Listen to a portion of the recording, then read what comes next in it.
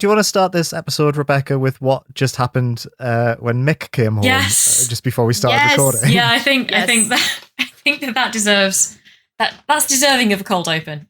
So yeah, I had dinner on my own today because my partner was getting home a bit late from work and we knew we had to start recording. So I was like expecting not to talk to him until quite late this evening. But I heard a very loud knock on my office door just a few minutes before we started recording. Really freaked me out actually because I hadn't really heard him come home and I was like, oh shit, did something just fall over in the house? It was really loud. But I opened my office door and on a chair right outside the door were 4 cans of milkshake. Which, okay, I don't know, probably a lot of listeners to the podcast will kind of already know this, but a lot has happened in my life since we recorded that last podcast. A lot has happened in my life. I don't really remember a lot of what we talked about, but apparently this is a callback. This is a callback to our last episode, which my partner only just listened to. So it's very fresh in his mind, but I'm stood there holding 4 milkshakes, not really sure what's going on. Took them downstairs because I'm like, it's quite hot up here. I don't really want 4 milkshakes slowly going off in front of my office door for the next 2-3 hours. And he was like, oh, before you put them in the fridge, did you spot the code? And I'm like, what? What now? And yeah, he had circled letters on the cans of milkshake. And I was like sounding them out like, what the fuck? And he's like, you're saying it. And I was like, animal? With yeah, he'd written animal well in code. On 4 bottles of milkshake. So I'm actually really looking forward to drinking some milkshakes later. They're all quite nice flavours. But yeah, it was just baffling. Well, what's nice about that? Well, hilarious because, it was so funny. I told him to do that as a joke on last episode. I said, bring home 4 bottles of milk. Yeah, Liam is thrilled. But what's even nicer, and I think it really speaks to how lovely Mick is as a partner, is I said to bring back 4 pints of normal milk, which would have just been simply too much milk. But the fact that he brought back milkshakes, a more palatable drink. Mm-hmm. Yeah, wise decision. Well done, Mick. Yeah, it struck a good balance between doing the joke, which I had forgotten about. We said I'd forget about it, and I did. Mm. And yeah, actually being something that I will quite enjoy drinking later. I think I saw a banana yazoo in there, which is like, yes. Oh, banana yazoo. Hello. Oh, were they all different brands of milkshakes? I think the same brand. I think they were a couple of different brands. I feel like it was all different flavors. Excellent. And so it's like, the priority was to get 4 different flavors, and then brand came second. Incredible. I love that. I'm going to turn Mick into my own sleeper agent through this podcast. Okay, Mick, now kill the president. Oh, man. All right. I mean, I was going to say, could we maybe like strike some sort of bargain where it's like, and now clean the kitchen? Okay, yeah. Scratch the president thing. Clean the kitchen. Let's gear up to killing the president, shall we? Or let's not. I mean, for legal purposes, should we say don't actually kill the president, Mick, or anyone? This podcast isn't owned by anyone. We're fine. Yeah, it's fine, right? Just I'm getting the image of Wallace and Gromit in my mind, where he's like wearing the trousers, the mechanical trousers. Oh yeah. he's being forced to steal that diamond, and Feathers McGraw's like got the big controller. Oh my god. I can't explain it, but this podcast does have the vibes of those trousers. Like, I feel like if there was an object to represent this podcast. Why is that so true? Why is that so true? I mean, make him hot pink, and where then it would definitely hot pink. be. Oh yeah.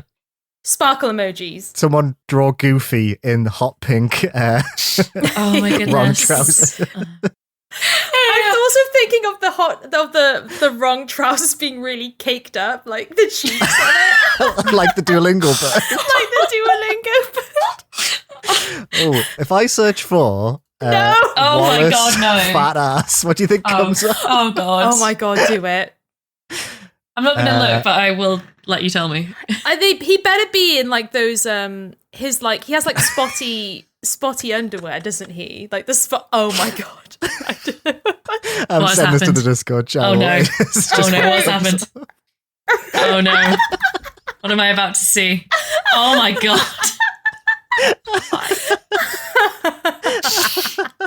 Why have you done this to me? Hey, remember when like Wallace and Gromit was our first kind of weird little meme we made that really took off? Was. We got like of course, because you wanted to eat Gromit's nose. Models. Because I want to eat Gromit. Yeah, specifically the nose. Yeah, it was the nose. It was Smarty, nice. it looks like Smarty.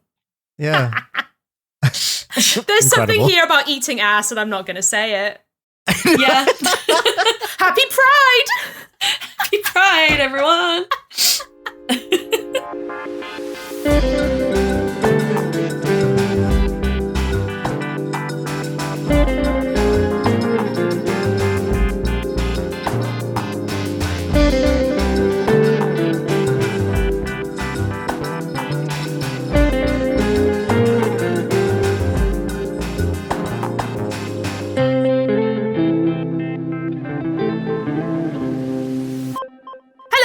And welcome back to Indieventure, a video games podcast all about the wonderful world of indie games.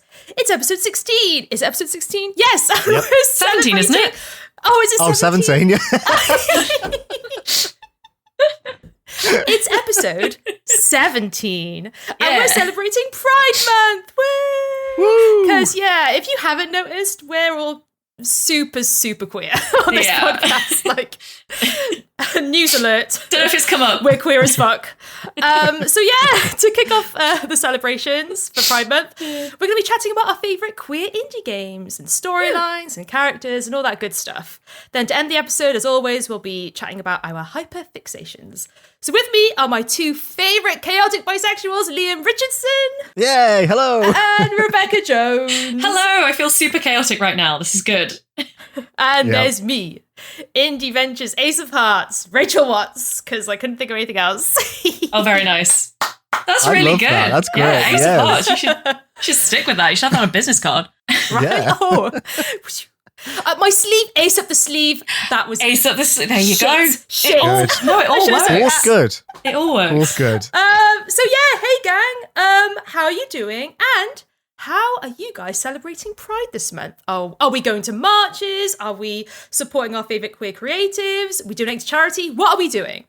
I have two parts to this answer. I'm going to bring the energy down immediately. But I think my biggest priority this Pride is to try and counteract the messaging from our current government, especially around our trans friends who we love, and trying to really inform as many people as I can about how this is the horrible rhetoric that they're trying to impose on us is a distraction and a culture war that they are trying to instigate, and that we should be, especially with the upcoming election, trying to vote for people who will both respect and protect the trans people in our lives and our communities, which is just an incredibly important thing to me over the next couple of weeks as we come towards the general election.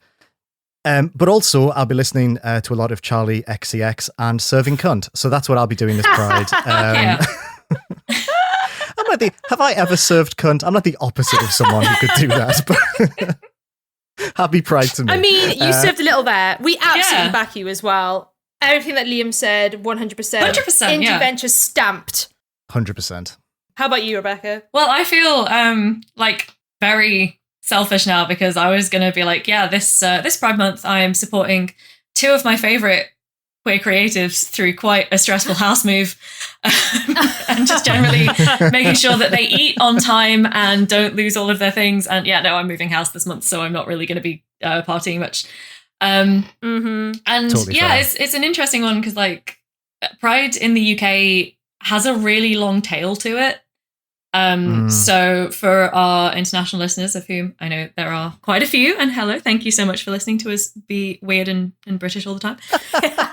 Pride in the UK, like we do sort of Pride events in June, but like sort of the parties and the parades and stuff tend to be like July through September, because that's when we have the best weather. And I mean, it's going to be quite nice in a way, because I am going to be moving back to my hometown, which I'm quite excited about. I've been wanting to move back for a couple of years now.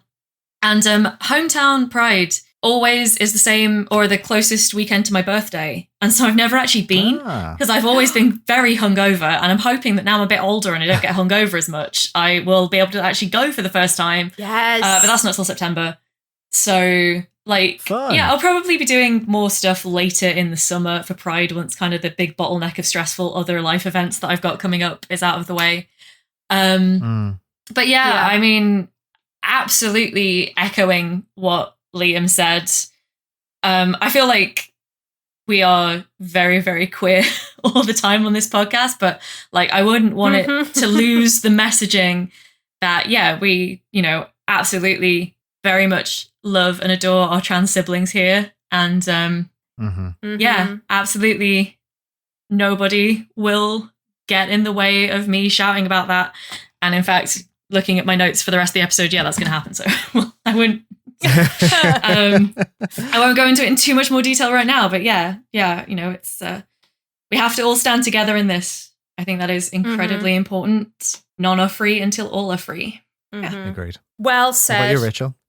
I'm going to be going to my first Welsh Pride since Nice. actually finding out that I am indeed one of those letters.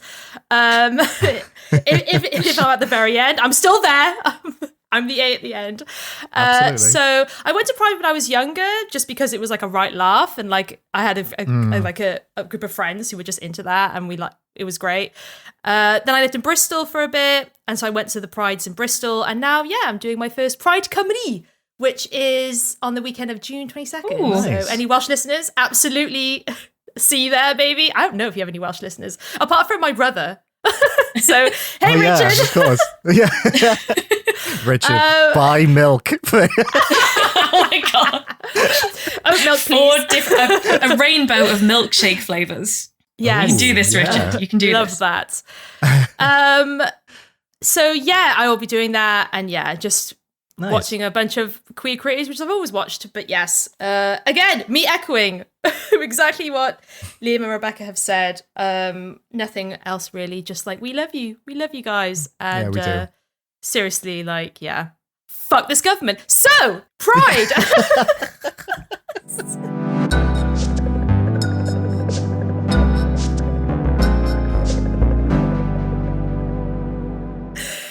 Should we start off with just kind of having a casual conversation about our favourite queer games? I think that would be a good idea. And who better to start us absolutely. off than Rebecca? Oh my than God, hello. the queen of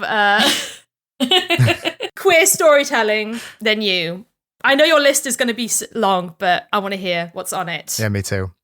Oh my god, my list is so long. This was going to say. then like I Love really got in my own head and I was like, what's the distillation of the best queer stories? It's like, okay, what everyone's referring to is that I'm big into Life is Strange, which is famously not indie, but famously probably the like queerest mainstream game franchise, I would say, at this point in time. So I kind of have that as like my kind of like centerpiece of that. But I was looking at games that are more indie that I feel like have a connection through that. And I was thinking a lot about Gone Home recently, just because I haven't played it in a while. And it's like, but also I think that Gone Home very much like paved the way for Life is Strange. I think that is maybe one of the games that Life is Strange wouldn't have been what it was if Gone Home hadn't come first and kind of like laid the groundwork of this like very, because like Gone Home and Life is Strange have more connections than just both being about like sapphic characters, right? I feel like there's a very similar presentation. I feel like there's also the fact that they both kind of have this mystery kind of genre. It's not a story that's led by being about queer characters, but it is a story that has like queer characters very integral to it. And Gone Home was like 5 years before Life is Strange, and it just really feels like something that sort of like laid this groundwork and said like this game that really took off was ultimately like a sapphic love story when you got right down to it, despite the initial trappings being like, oh, is it going to be kind of horror? Is it going to be like a thriller or a mystery? And it kind of, the atmosphere is very horror. Spoiler, it's not a horror. I think it's been out like 15 years. It's not a spoiler to say Gone Home is not actually a horror game. It just pretended to be. I think we're okay. I think we're okay. But yeah, I think that it really, by using that kind of genre platform to tell this kind of love story between these two teenage girl characters, I think that it laid the groundwork for a lot of what came later with things like Life is Strange and like Telltale's The Walking Dead. There's a lot of, similar stuff.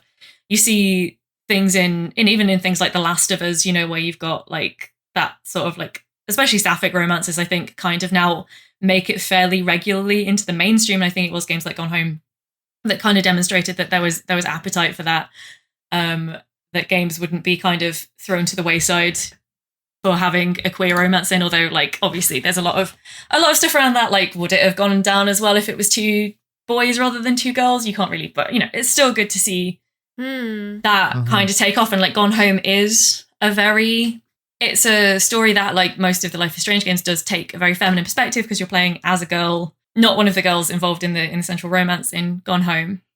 But it has like, there's only really one significant male character in Gone Home, which is the dad.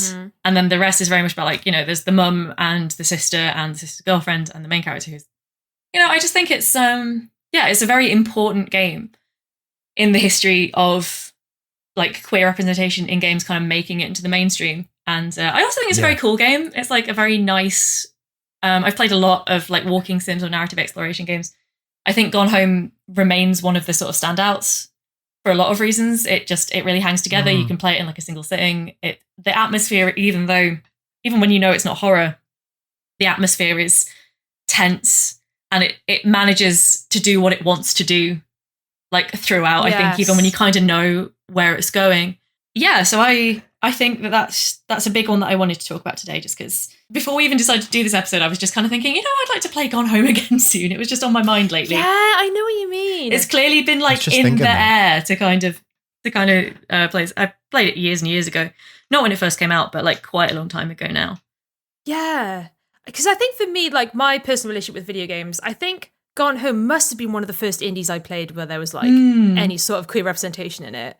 Like, unless I'm misremembering, I remember playing it and like obviously there's the reveal about I've forgotten their names. Sam and Lonnie are the.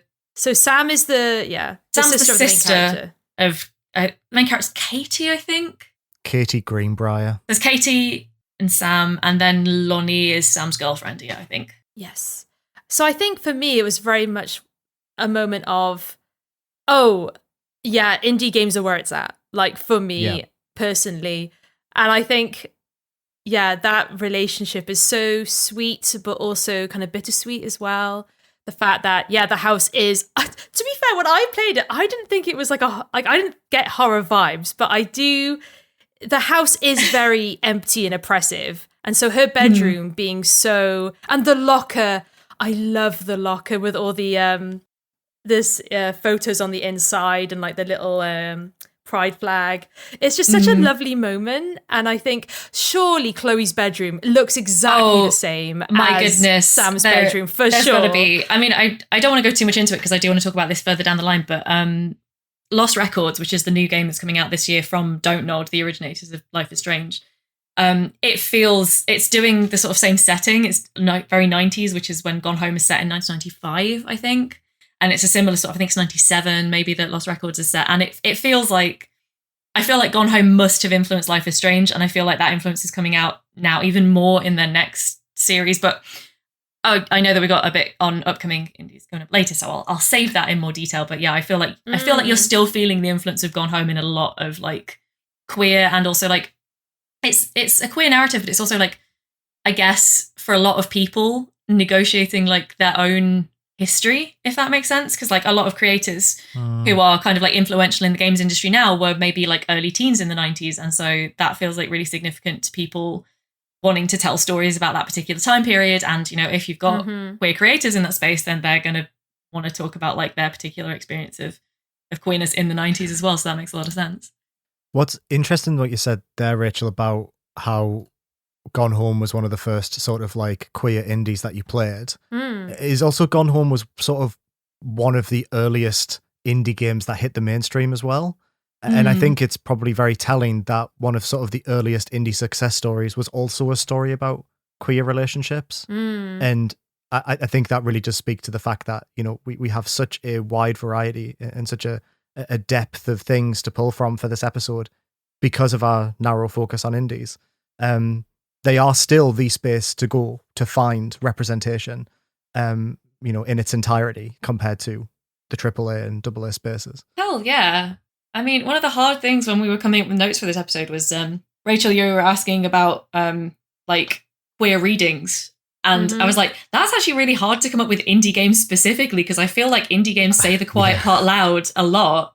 Absolutely. And that's what's great. And that's maybe, the sort of gradual acceptance of LGBTQ themes in more like AA, AAA gaming. I feel like that wouldn't have come out if you hadn't had an indie come in, like Gone Home did, and kind of smash in and be like, hey, we got really huge, with what we were doing and telling this queer story while we were doing it. I feel like, obviously it wasn't the only factor, but I do feel like it shouldn't be underestimated as like a really key text in that whole moment in gaming.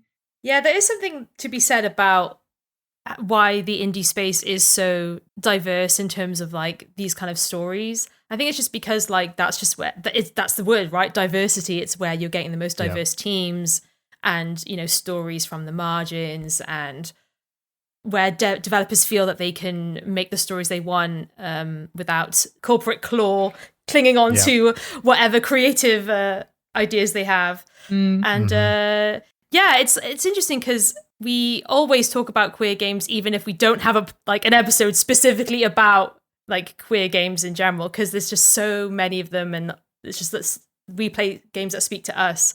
And so I'm like, to talk about indie games, you have to talk about the queer space that those games occupy within the indie space as well. So I'm really happy. They kind of go hand in hand, and it's great. I love that. And I think Gone Home was such a good one to start with, Rebecca, because it's like, it is like it was such a touchstone of like the first stepping stone of what was to come. But yeah, did you have any others as well?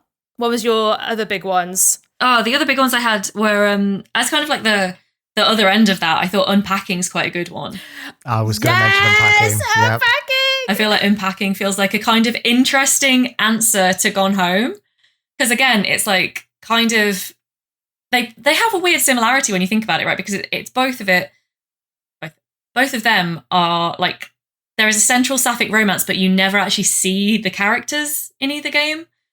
So you start with Gone Home in like 2010 telling this one story, and then by 2022 I want to say Unpacking 21 maybe 21 Let me have a quick look. Because it came out the week the last time I moved house, it came out the same week, and I was really pissed about it. So it was 2021 for 2021? sure. But it's November, so it's close to 22. Yeah, for sure.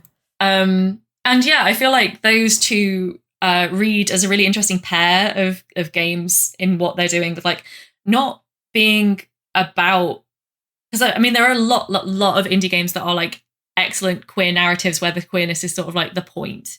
And that's great. That's wonderful that people can tell their stories in this space. But I find it really interesting that these both incorporate a sense of queer identity with like a wider story about a life and a home.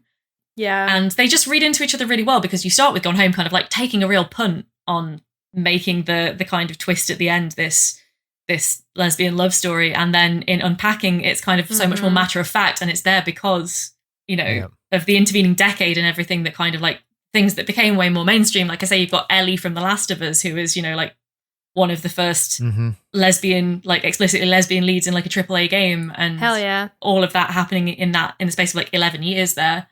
Yeah, I really like, I can't believe I'd never really thought of those two games and how similar they are, despite the very different like genre and presentation. I feel like Gone Home and Unpacking kind of do exist on this continuum. It's like they touch upon this idea of like a narrative through objects. So and Unpacking does it in an interesting way as well, because you actually don't know that you're playing as a woman at first. And so when you start to like look at her stuff and you're like, oh, okay, cool. And then later on, it's like, you know how some games kind of do like, oh, and they were gay as like a kind of a twist. I feel like Unpacking it was like the reverse of that, where it's very much like you're kind of like insinuating a lot of the story from the objects, and as soon as she gets into a relationship with another woman, it just feels so right, and it feels good for her. And the way that is conveyed just through objects alone is similar to Gone Home in which you're looking at someone's bedroom and diary pages and stuff. Oh, unpacking is so smart. So good. It really is. It's such a good game. I love it. It's so sweet. Yeah, maybe not. No, not when you're living it. Yeah, that's the one that needs a replay, but not now. Yeah. I love how it's like it's queer existence as well. Like I found a quote earlier by Deconstruct Team where they said just like diversity is reality, and I just love how unpacking is that, right? Like it's not a big point, it's not a narrative twist, it's purely just this person's life and the people that they are with and love and live with, and the fact it communicates that purely through objects is just so subtle and so beautiful. And yeah, I love unpacking so much. It's such a special thing. It's just pleasant. It's just a pleasant little game.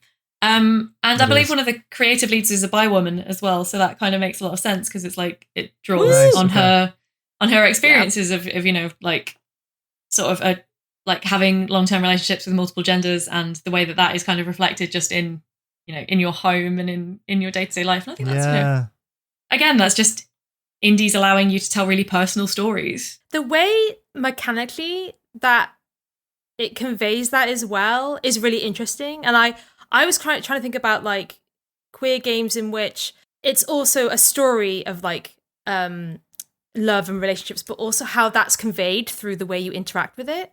And one of the ones for me personally was If Found. I love that visual novel. If Found is a story of a young Irish trans woman moving back to her very rural hometown, and the dynamics of the family and her friends, and how she navigates that. And it is quite a solemn story, but an uplifting one as well. But the way that the story is told through parts of her diary, and as if you want to turn a page or click a mouse to get to the next piece of information, you have to use your mouse to actually erase the words to reveal more. So it's kind of like this idea that you're destroying something for something new to blossom. And I think in terms of, queer identity and people and bodily how we feel, I think there's just so much meaning in that. Like the idea that maybe destructive force is a bit much, but the idea that we must erase an identity to blossom a new one. And I think that's really special. And I've always thought that me as a player physically erasing parts of her diary and more of her words, reading more of her words, and her like finding herself more was just really fucking smart. I just loved that. And unpacking, I felt the same. I felt like as you were unpacking these objects, it was like the way you're interacting with the game feels very queer in that respect as well. Like I love a visual novel you just click through, don't get me wrong, but I liked that other aspect to these games where it was like the way that you're actually playing informs the story as well. And so yeah, God, I really like If Found.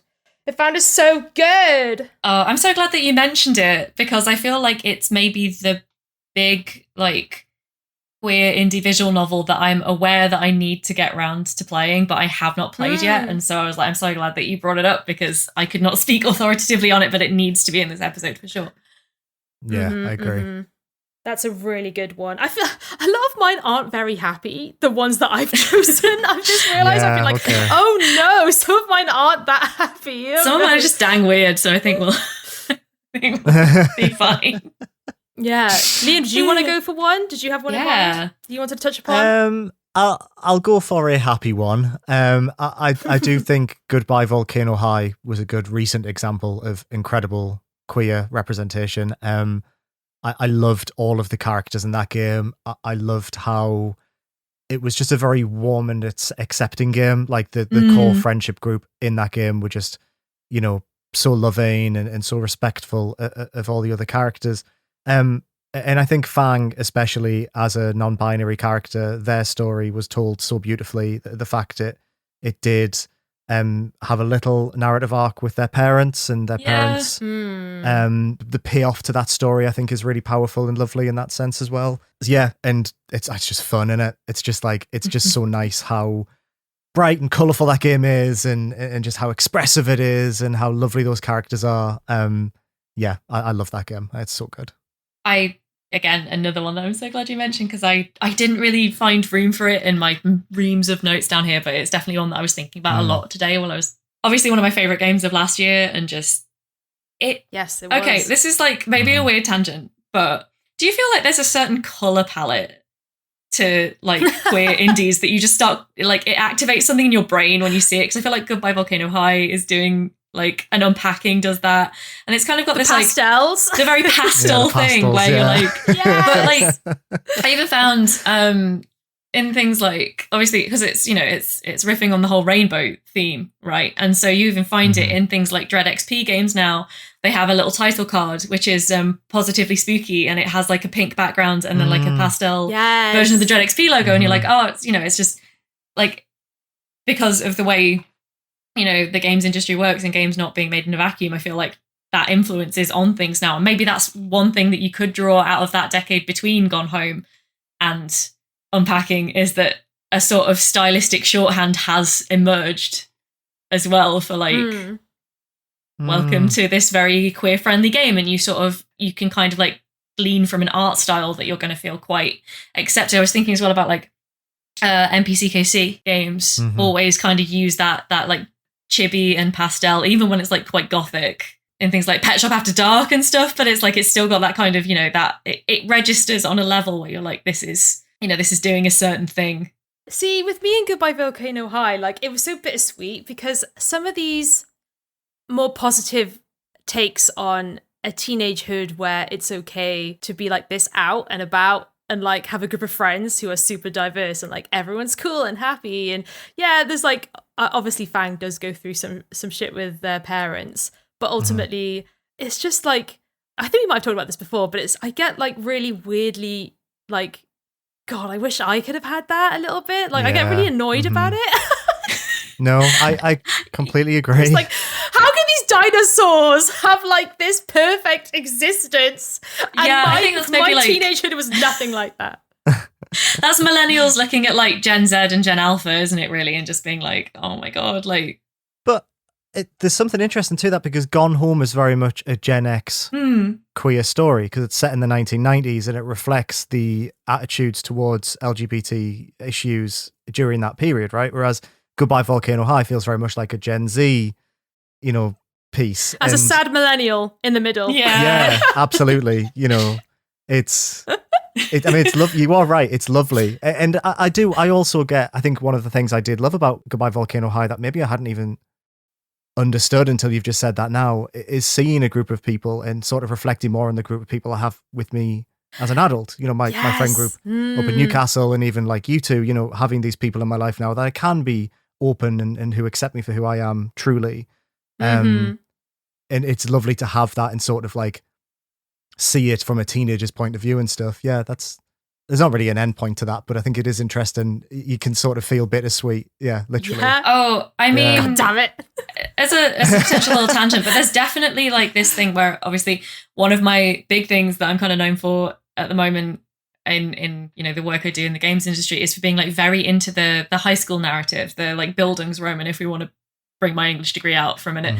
And like part of me, I do wonder if that's because like I do have this like envy of people who are just a little bit younger than me, because I kind of look through that lens and be like, you know, obviously coming of age narratives are like really exciting because there's all that potential, and the idea that all the characters could still do anything with their life. And when you're an adult and you are just kind of like, you know, I'm 33, some possibilities have passed me by, right? So you look back on that and you're like, that's, you know, that's just like kind of fantasy fulfillment, but it's also fantasy fulfillment to be like, oh, you know, and what if at school was like a little bit less fraught when I was like a queer teenager?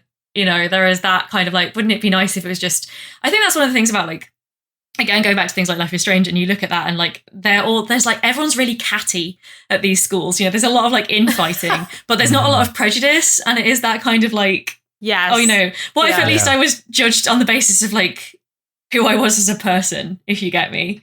Yeah. You know, you're an asshole because you're an asshole and not because. Exactly. You know, so I think there is definitely that aspect to it. I think that, I wonder how specific that is to like millennials. Yeah, I wonder. It's a really, really interesting conversation topic. Yeah, right. I've never thought about that before. Yeah. But that's why I like sad sapphic stories. Oh my god. I like sad. I like horror. I like I can't do a happy ending. I'm always like, I just want a happy ending, and then when I get one, I'm like, that sucked. No, I don't really. But like, there's always a bit of letdown to it, right? Because like one I want to talk about is Mediterranean Inferno. Like that's the one that's one where there's like, God, the ending is just like a bunch of like gay twinks running around Rome trying to kill each other. Like that is so iconic. Amazing. I mean, that should be the Steam description, surely. Oh no, the Steam description is really fucking good. I can't remember what it says, but some of the it top does reviews slap. on Steam also have a very similar energy to them. It's very good. They're so good. I can never spell Mediterranean. There we go. Yeah. Yeah, and that's a horror game that deals with, being young and being gay and gay culture, and also the pandemic, which we touched upon a couple episodes ago, or maybe it was many episodes ago. I don't remember. But that's another one where it's kind of exploring these topics, but through the lens of like queer horror. So yeah, I think for me, that's definitely one that's a standout for one of my favorite queer games.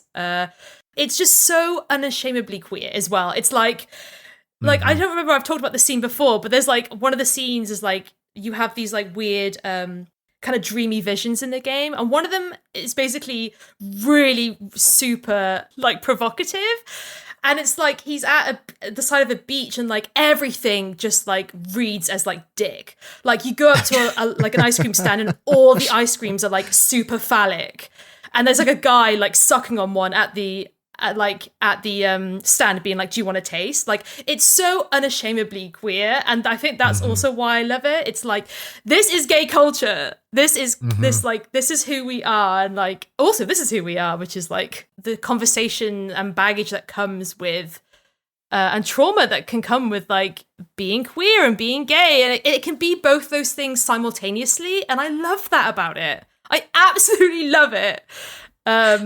Yeah, so that was what I definitely wanted to say in terms of like, I love all the good stuff, like yay, happy families, but I also love the the dark shit as well.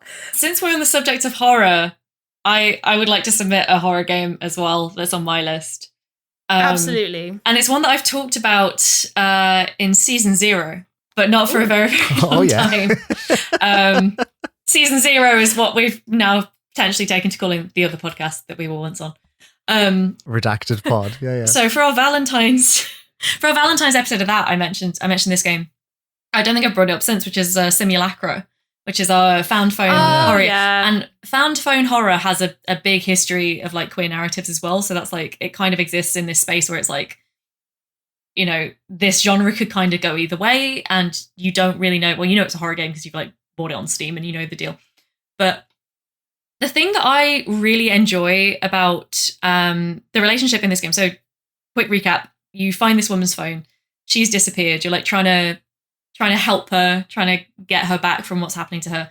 And throughout this, you find out that she's just broken up with her boyfriend who cheated on her. She's like started seeing this other guy through Tinder, essentially. But most of like the really meaningful moments in her life, her relationship with her best friend, who's another woman, and who towards the end realizes that she's in love with this other woman, and it becomes like the golden ending is kind of getting them to get together.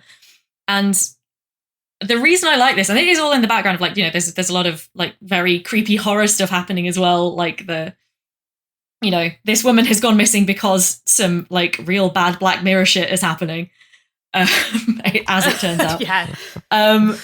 But the thing that really gets me about that is it is genuinely one of my favorite video game romances is between these two women. And I was thinking about it today, and I was like, the number of, and like this isn't, it doesn't speak to my personal experience. Like I knew I was bisexual from like a very young age, but the number of women I know, or I knew when we were young, who had atrocious taste in men, and then I didn't speak to them for like 10 years, and now they're married to a woman and their life is so together, and I'm like, that is just such a very real like queer woman narrative. So funny. Oh my god. Really reminded me of like actually someone I knew at school.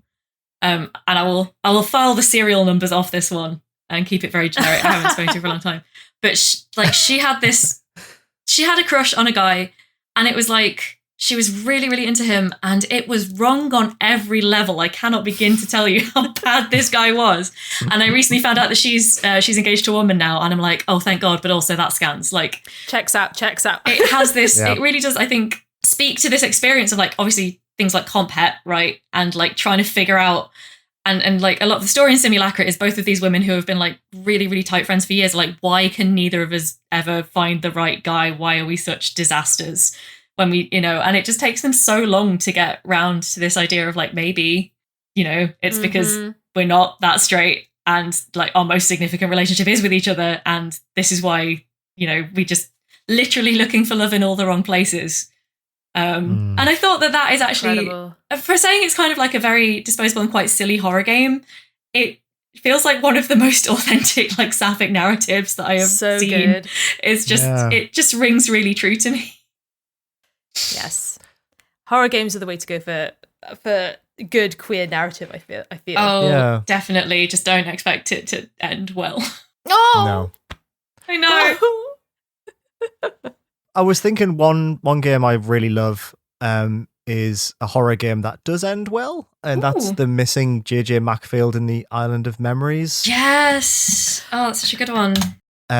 Which I've also mentioned, so I'll be very brief about it, but one of the like a very explicit game about a trans woman and a very violent game about body horror. This game had a really profound impact on me when I first played it, when it came out, I want to say like 2018.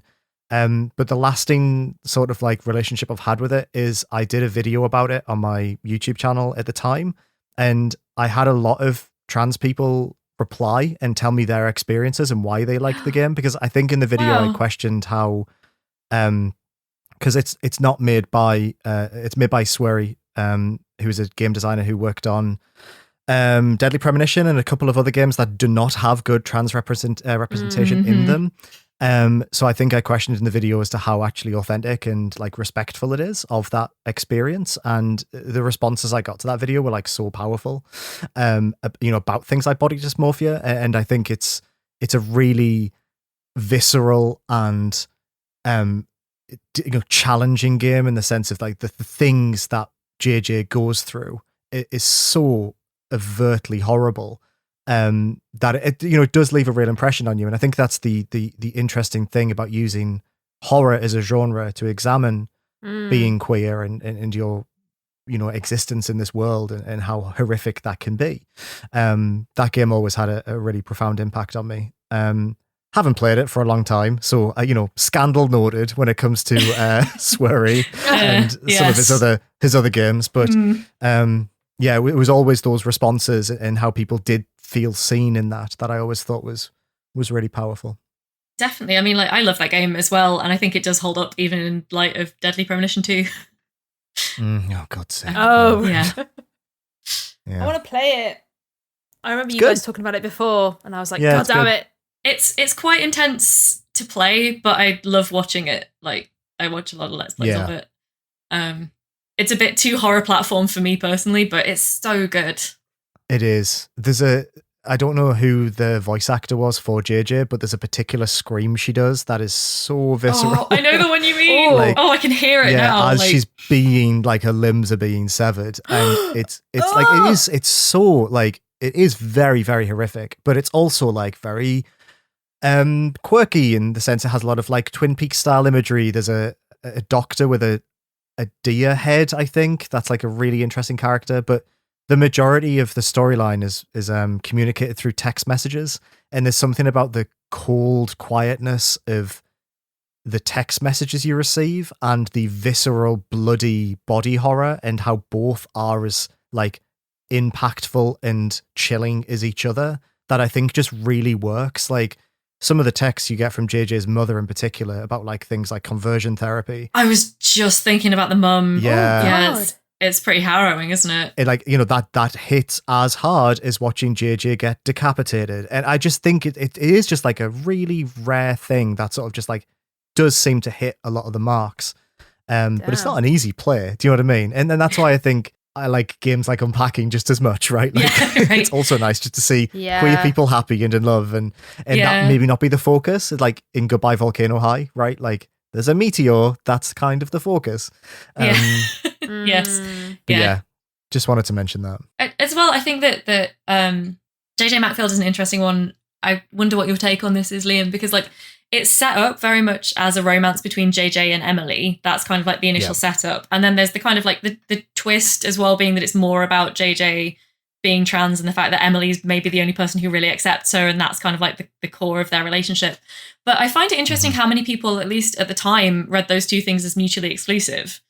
Whereas to me, it was like, I kind of like, regardless, not that you necessarily have to read JJ and Emily's relationship as a romantic one, but I always kind of like that at least there was that interpretation that whatever else she's got going on, she at least has got like a happy romantic life as a trans woman who is like only just starting to come out. She's like, sort of like with a person who will support her through that, like, especially when you realize like the mum is really like, it's so hard because she doesn't kind of read like some sort of cartoon villain. It's much more unsettling than that because it is so realistic.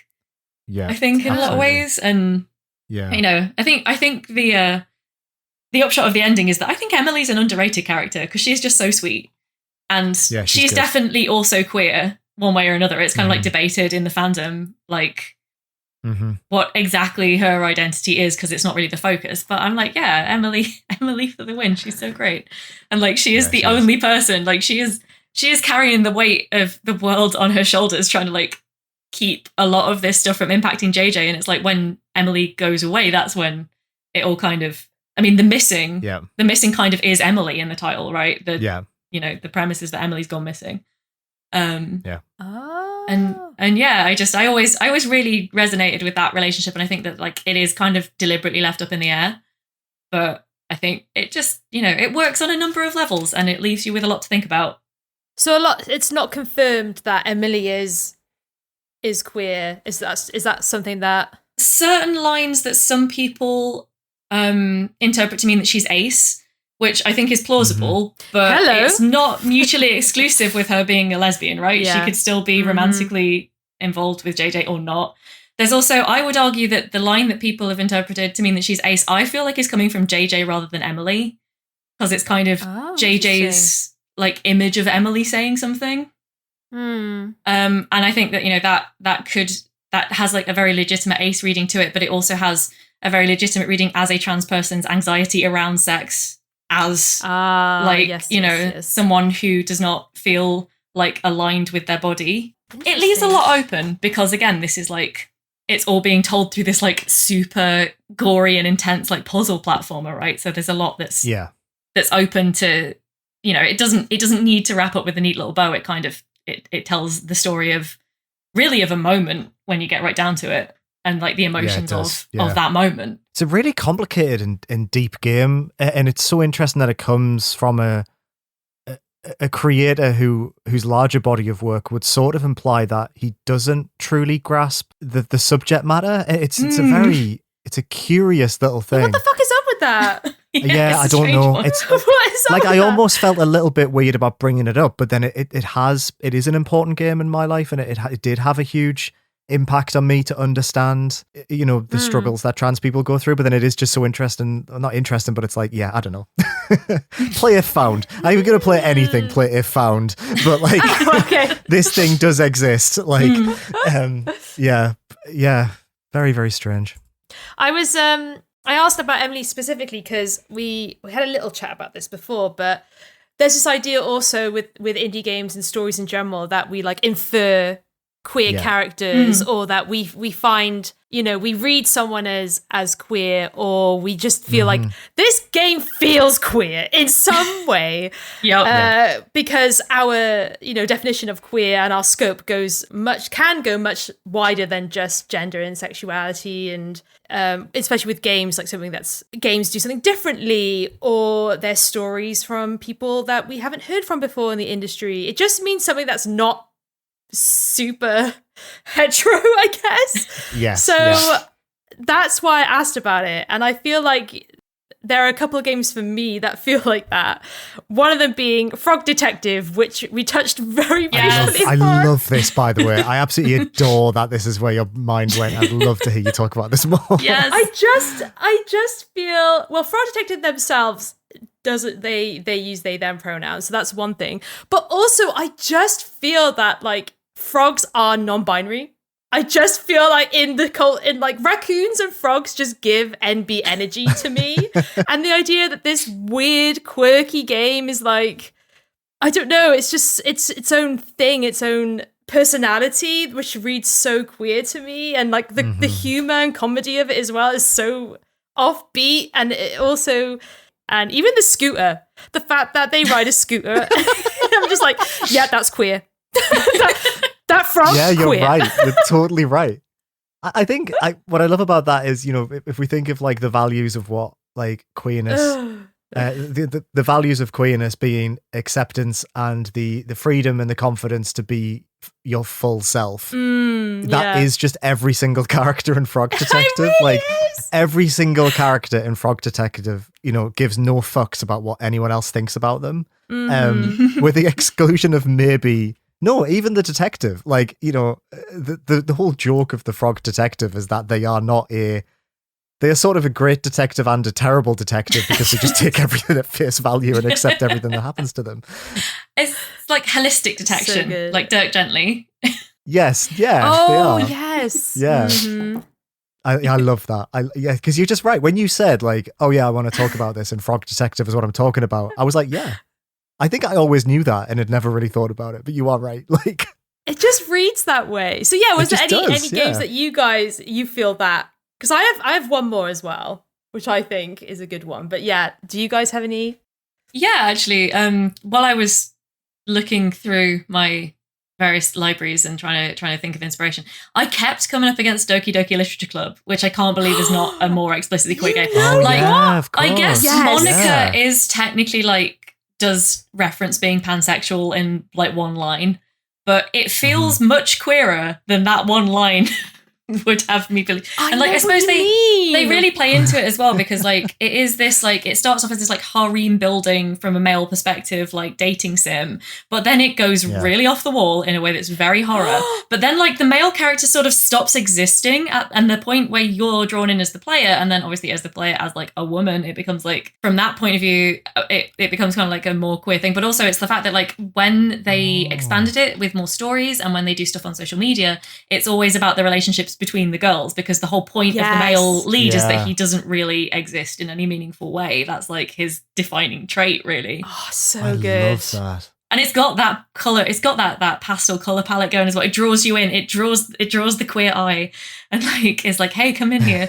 And then you're in there and it's like really good and really scary. And It's essentially like a straight person's nightmare to be like, all these girls love me, and they actually all.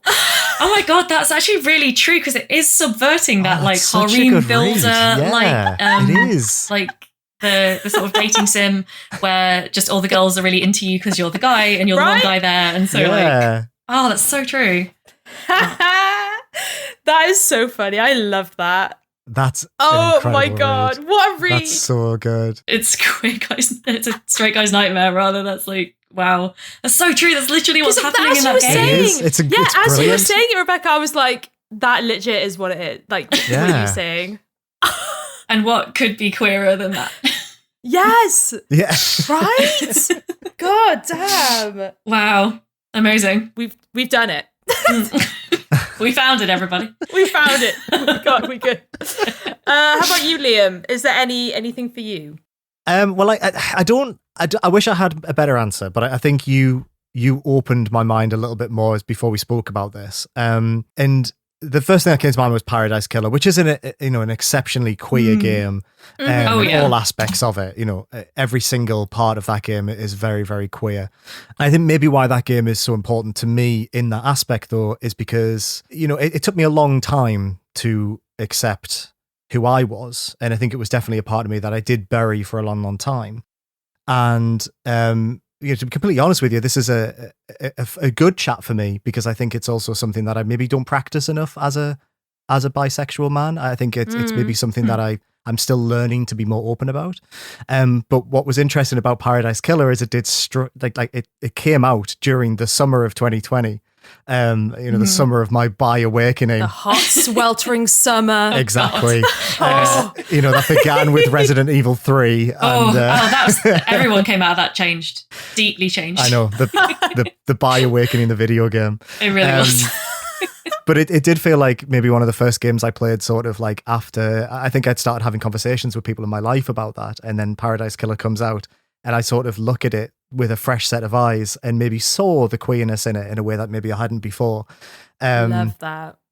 And there's just like a lot of hot people in that game, right? It was like opening the doors to the buffet for the first time in my life and feeling like I could fill my plate. But, it's, an exceptional game. And again, it's that idea of like, to compare it to Frog Detective is quite funny. But again, it's about like, everyone in that game expresses themselves and that is never questioned, It doesn't matter how they dress. It doesn't matter the fact they're on this like bizarre island and trying to summon a dead god. You go, girl. Like that's fine. You do you. Yeah, it's like live your life. Murder is the only question there. But yeah, no, it was a very. It's a great. I'm excited to examine things that I love from my entire gaming history with that perspective, because I'd be very curious. Yes, exactly. Oh, I love that. My last one was I think for me Slime Rancher reads as explicitly queer, and I think for me it's because of what the mechanics it has in video game history. Like, you have this big gun, quote unquote gun, that you go round, and it looks like an FPS. But what essentially it is the complete opposite. And I think that inherently is super queer. It's taken something that is quite like masculine, quite macho. Even like the layout of the screen, like the way the character like holds the gun. Well, in Slime Rancher, it's like a Hoover type thing, which you hoover up slimes with. It's just, if you were to look at a screenshot and compare it to another FPS, it's like identical in terms of like the layout of the screen, down to like the gauges at the bottom of the screen of like how much ammo, quote unquote, you have left. In Slime Rancher, it can be how many slimes are in your infantry instead of bullets. I don't know.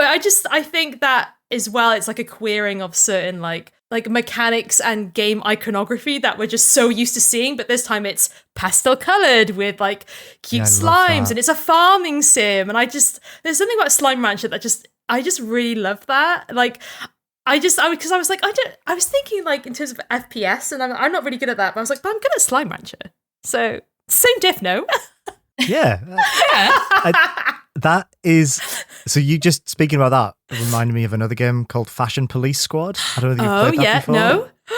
What's that? So this is it's a first person shooter, but you play as like a fashion cop. Your weapons are like a belt and a sewing machine, and you're correcting dull fashion by making people look fabulous. And again, it's kind of the same thing, right? It's taking these sort of like traditionally, game mechanics that have always been rooted in like hetero, masculine culture, whatever that means, and is subverting it and making it queer. And I absolutely love that. Fuck yeah, I love that read of Slime Rancher as a queer FPS. It's just like, that's such a big brain thought. I absolutely love that.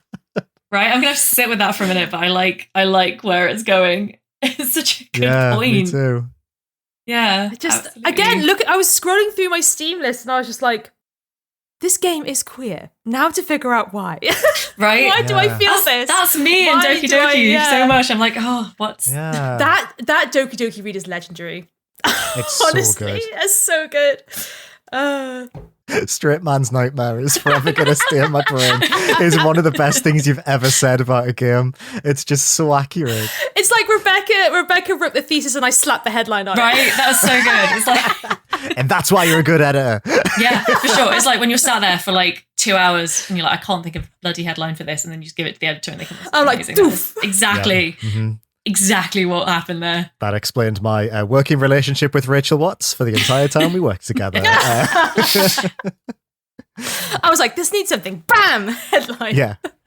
A well-written headline is what it always needs. Oh my gosh. I love that. That was a really, really good thought process. Can we allow this discussion of non-explicitly queer games that we read as queer to pass without mentioning that our unofficial mascot, Miles Edgeworth, Ace Attorney? Yeah. I feel like that's got to be acknowledged in there. We wouldn't be doing our jobs if we didn't say that Ace Attorney is one of the gayest series out there, despite there being maybe one explicitly gay villain and everyone else is just sort of through implication. Yes. But like, So there's, good. I swear to you, there's maybe one straight character in that entire series. Like, there is no other read that I can accept of what is going on the entire time. It's Godot. I mean, Godot, Godot is like the token straight, but like the cool token straight, and then Larry is the token straight who's like not that cool, like not homophobic, but just like not cool. You know what I mean? Yeah, no. Like just not cool. He's really lovable, but also super not equipped to have these kind of conversations. Yeah, absolutely. Absolutely. That's where he's at for sure. And you think Larry. being one of only 2 straight men in the entire world, you would have figured out by now how to convey these thoughts, but no. God, Larry Butts. My answer to this might be no, but is there any way that you could give a brief summary as to why Ace Attorney became such an icon in the queer community, despite not being explicitly queer? This is like Rebecca's whole life. Yeah, I know. I'm sort of. Brief is the word. This is this is like an hour-long conversation with Rachel every time we try and have like a short text exchange. I think it partly like they did, even on the creation of the series, they hired in people who had worked on things like yaoi and yuri genre, kind of more niche stuff before. So I think the idea was kind of there from the start. But honestly, having now played all but one of the main games in the series, the way that the relationships between the main duos are always set up, it kind of always positions them as the main person in the other one's life, even. And like, people love that rival dynamic, but they also love the kind of dynamic of people being like, you know, you're kind of like this perfect even match, and there's a lot of like verbal sparring, and there's a lot of like there's inevitable tension at that point. So good. And the point, so and much then tension. And then So much there is tension. the fact that from the second game onwards, they chose to play it up. It's very deliberate that they're playing it up. It's not, you know, it's not an accident. Like it was always campy, but then they went from campy into full on, like, the characters saying the most wild shit to each other, being like, no, it's not canon that they're gay. And it's just like, what are you talking about? They usually pronounce their love for each other. Really do. In lawyer terms. I think it's super fascinating. Your Honor, I want to kiss that man. Oh, yeah. It's so fascinating, though, because they sort of did always write Edgeworth as very queer-coded, but he was originally meant to be a villain. Yeah. Oh, yes. And so I think that like they do a lot with queer coding the villains in that series quite explicitly, and then to like retool him from villain to hero, and it kind of had this like domino effect on the whole series, if you ask me. But even in the first game, which is the only one I've played, you know, the case in that, I love that we're talking about this. There's no way that we're ever not going to talk about this. But the way that like the case in which Edgeworth is being framed, like, I don't even know if there's tension between Phoenix and Edgeworth in that one, but that's like game one. And unnecessary it's like, feelings. holy moly. Like, the way you can't make eye contact is like, oh boy, you know what I mean? Yeah. But, so I get what you're saying, but it definitely does feel like, oh god, just let them kiss, for God's sake. Right. Oh my God. This villain thing is important, like you said, Rebecca, because there's a history of camp and villainry becoming one. Absolutely. From Disney and like Sherlock and all that other bullshit. Yeah. So it's like, it's almost like they wanted to tap into that, but then they just full on went the whole They just ran with it. They ran with it. Yeah. And then you get into the later series where they're introducing new characters who they are even more explicitly like trying to run those tropes with. Yeah. You know, when they get into like the Apollo Justice trilogy and the Great Ace Attorney, and they fully know what they're doing by that point, and they're like, they do, right? Okay. And it's come to the point where it is like, maybe you should just say it. Maybe it's actually got a little exploitative now to keep it going this long and not say it. Like, I don't want to throw around accusations of queerbaiting too much, because I think that's a very like loaded term and can be quite damaging to creatives who are just trying to protect themselves. But I'm like, you know who you're selling this to, but you still want to keep that veneer over it because it's like Capcom or whatever. And it's like, come on now. Come on. The writing's on the wall. Yeah. We all know. Yeah. Right. You know, they are very deliberately like playing to that audience without ever quite saying it. And like, it's, you know, fun for everyone at this point. And like, obviously we all love it so much that we talk about it all the freaking time. But it does, you know, sometimes I think this is the thing, like a lot of the things that I love the most are kind of probably quite problematic in the way that they work with queer tropes. And I love that because I love a problem that I feel like I can solve. Maybe more than I love a product that's just kind of there with all the pieces in place. I feel like as well, while we're on the subject, I wanted to just really quickly go into it because like Danganronpa also does that like so much.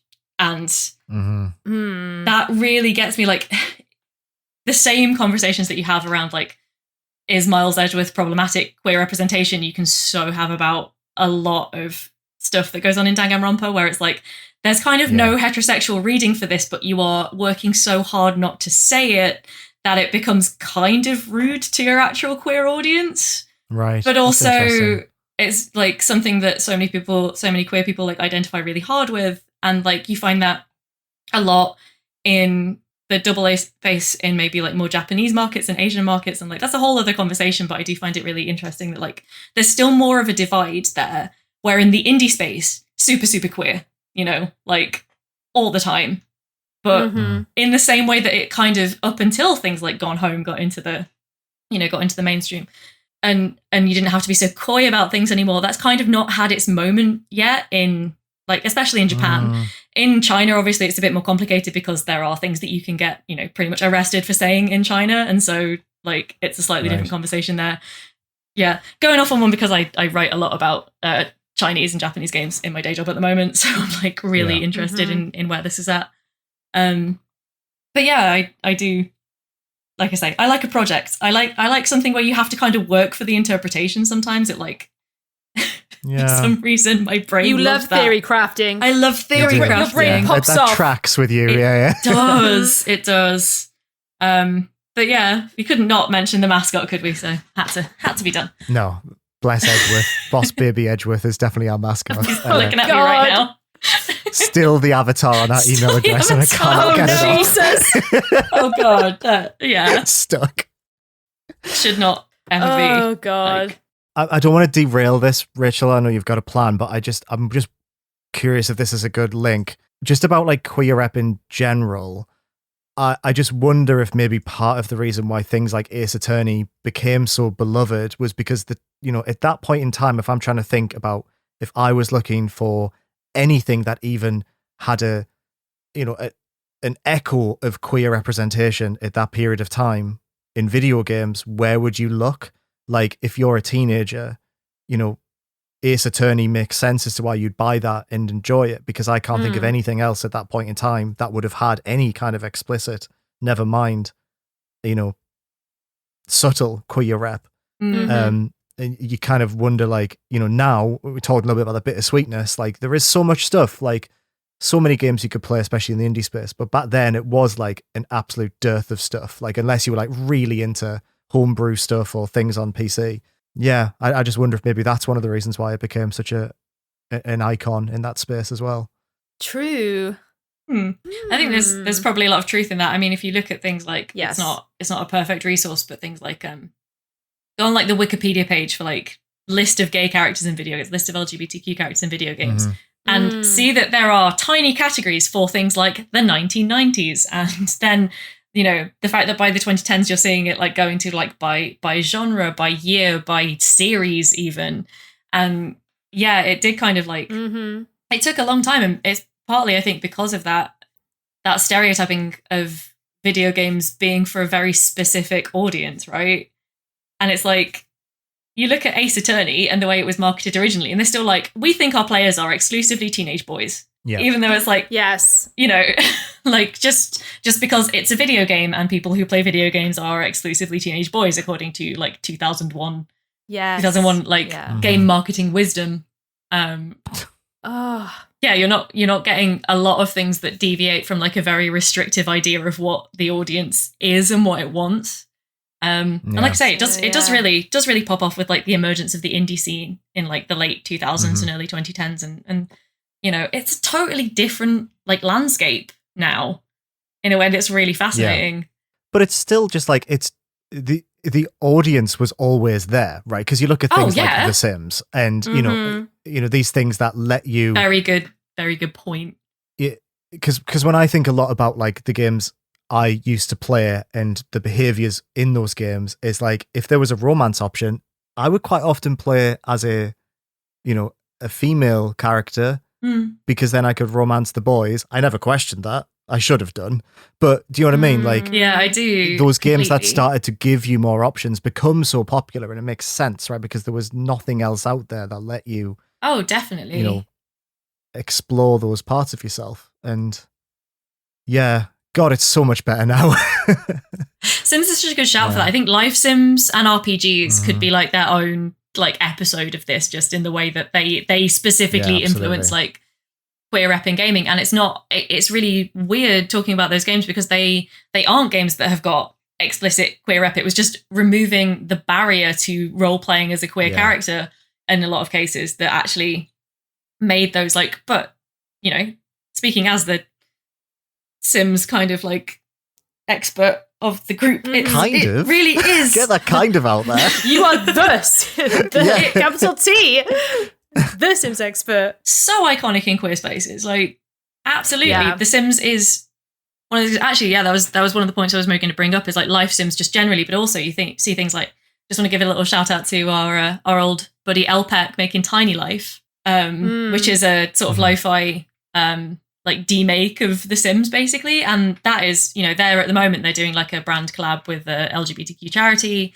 and nice. Very explicitly LGBTQ friendly branding throughout the game, and it because that's coming from a queer creator who grew up playing The Sims and now wants to make their own take on it.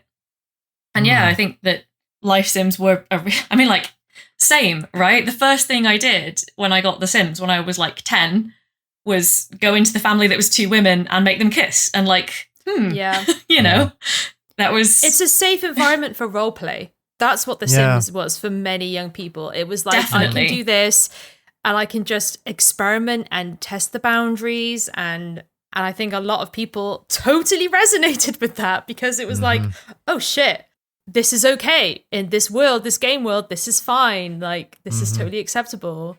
And yeah, absolutely, The Sims has such a staple in queer video game history. It's like, you can't talk about queer history in video games without talking about in-depth The Sims. Yeah, absolutely.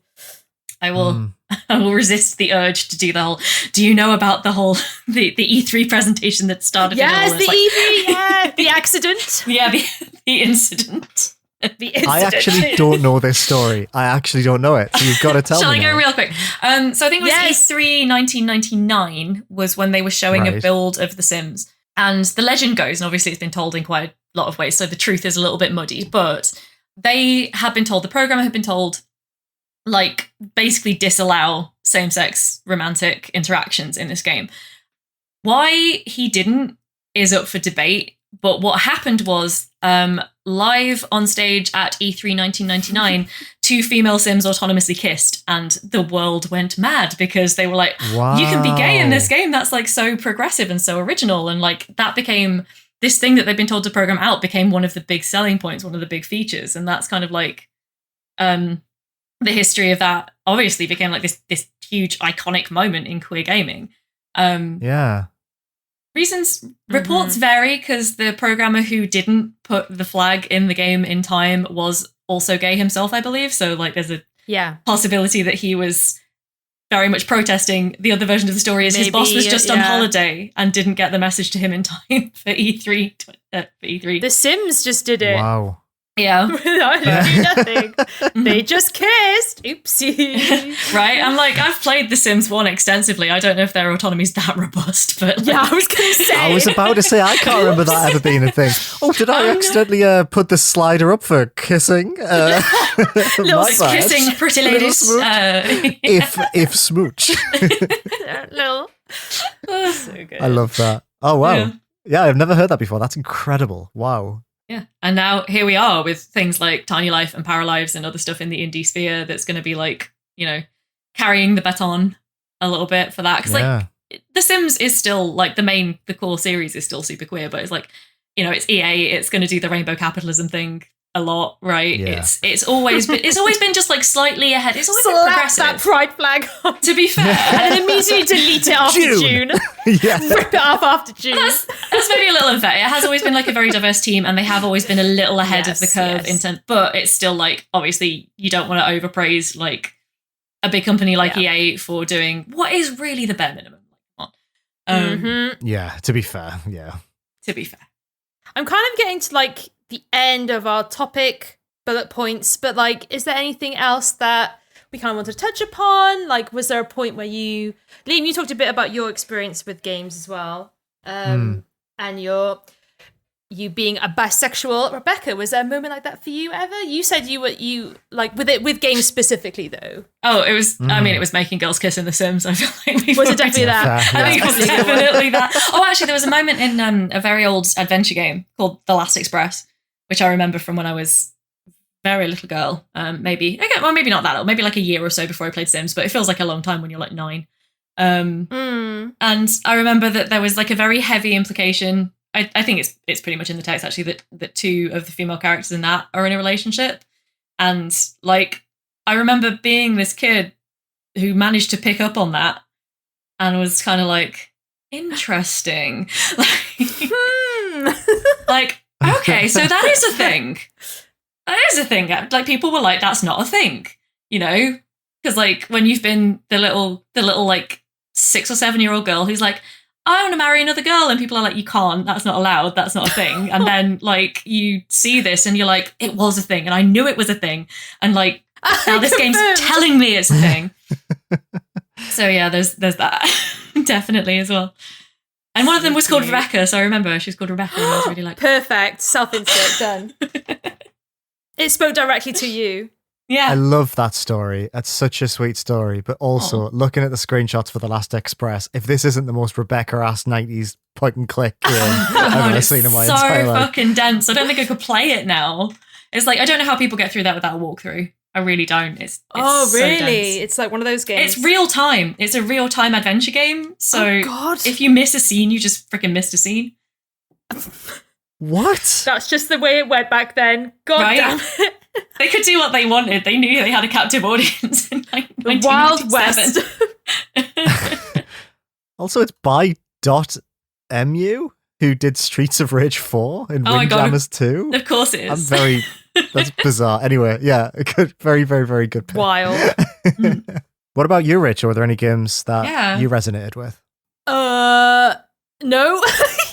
Sorry to put you on the spot. No, well, the thing is, with me and my aceness, I didn't really figure it out until many, many years later. Like, maybe I've only really thought that I've like have discovered that I'm ace for maybe like 2-3 years. So it's all very new for me. But it's interesting looking back at characters that did resonate with me and trying to be like, well, why was that? And one of them was Claire from Thomas Was Alone. And Claire is a blue cube from Thomas Was Alone. If you're not familiar with this game, it's just a really early game by Bithell, where it's a group of like blocky, like just blocks, rectangles, and they're just trying to escape this kind of like weird subliminal space. It's 2D, and one of the characters is Claire, who is just a blue square. And I always loved her. I was like, even when it came out 2012, I can't remember how old I was, but I was just like, this person, this square, this woman is iconic, and I love her. And I think for me, it was this idea that it was like, this was a gendered block, so it was a girl, like a woman, but also it was like she wasn't defined by anything that stereotypically would make her a woman. Then they don't have voice. There's like a narrator. So there's no voice actors. There's no body associated with her. She is a square. And like her narrative was that she just wanted to be like a superhero and wanted to be something. She was like looking for meaning, and I really liked that about her. And I just feel like looking back now and being like, yeah, I really like. I don't know if it has anything to do with my aceness, but I think this idea of like this block and really resonating with that in terms of like because with bodies and genders and stuff, and I'm just like, if I were to represent myself as a video game character, I think it would be Claire the Square from Thomas Was Alone. It makes a lot of sense. I totally get what you're saying. Yeah, absolutely. I want to be a square. That's all. I feel so alien as an ace person as well. Like, I just, like, I don't know. I just think there's something really great about the fact that, yeah, she was so, they all are. They were all divorced from having a human body, or not even a body at all. And just these 4 lines represented this character. And she was still a person, and I just loved that about her. And so, yeah, for me, I remember her really resonating with me and being like, yeah, I like this character. And even after all these years, I think I have Thomas Was Alone figurines. I was so into this game. I bought these 3D printed figurines years ago. They're just the squares. They're just the squares like printed out in 3D.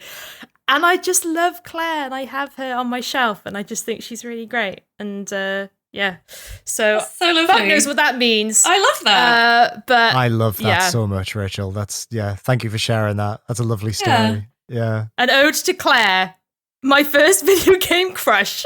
Maybe? I don't know. I mean, it makes a lot of sense. I think it's like, the kind of tapping into that desire to be kind of seen for who you are without the the trappings of expectation. I get it. I totally get it. Yes. I love her. But yeah, that's mine. That's so I'm great. sure there's more, but I just, as I get, again, scrolling through and was like, this game is queer. This character feels queer to me. Yeah. Yes. I love that so much. Oh, I've been Big there. up Claire. Big up Claire. I love you, Claire. I need to replay that game. Oh, amazing. Me too. I love that game. Yeah. It put Bithell on the map. I feel like that was a really solid game. But yeah. Should I talk about ace representation just a tiny bit as well? Yeah, Because again, for me, I guess, I feel like there was nothing, and now we have a good bundle of games in which we can draw from, in terms of having ace characters, or devs who have come out and have been like, I am ace and I made this game with an ace perspective in mind. And I feel like In Stars and Time was definitely one of them for me. And it wasn't just that it was just one ace character. There was 2. There was a ace and arrow character in there, which I loved. And they had such a good conversation as well. So I want to big up that. And also one that Rebecca recommended to me recently, which was, what the fuck is the name? Hot Springs. It's A Year of Springs. Oh, I'm so glad you put it. I literally was going to ask you this if you babes. Did not bring it up. I was going to ask you about it because I really want to know your take on it. And that's also a really nice game for not just for a bunch of different queer identities. It's not just for ace as well. And I love that about it. It was 3 different games, and they all just explore different people and their experiences. And yeah, one of them was ace, and I was loving that. I was like, this is great.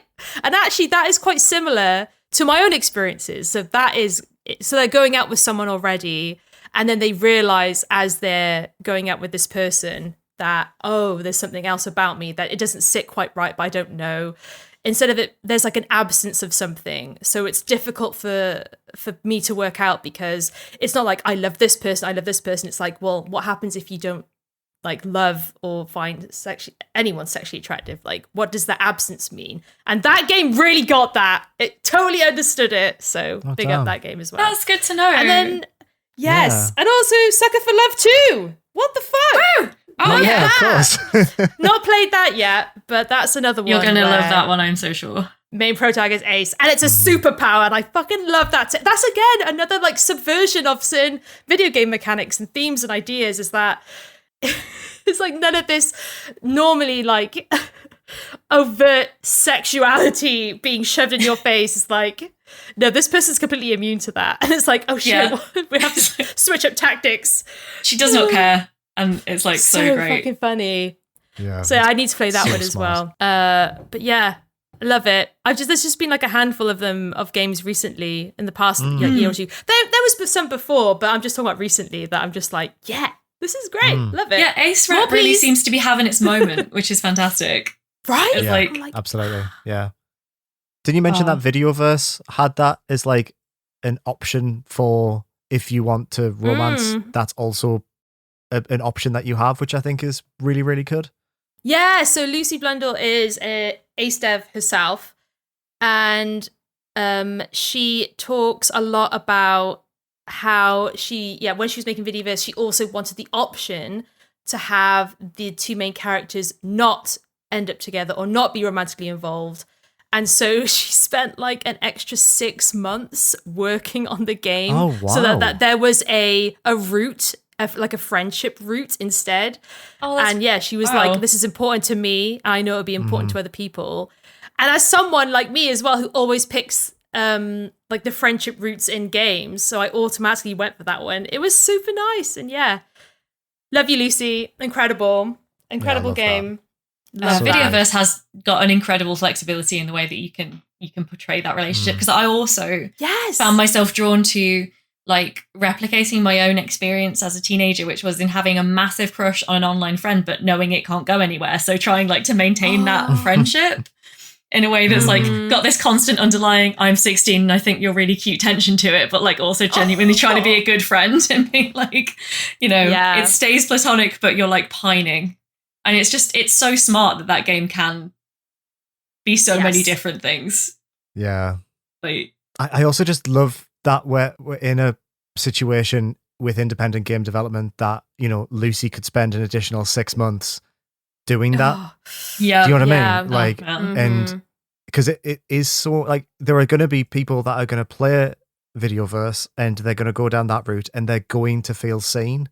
And that, you know, Lucy was able to do that. I think it's just so good. It's just, and it's the thing I love so much about this particular corner of the industry is that, you know, it gives anyone the voice that they want to have. And that is why I think it's so important to highlight these kind of games, especially during Pride Month, is that, you know, if you can be seen, you can, you know, explore that part of yourself in all of these games. And yeah, there's something out there for you. And I just think it's great.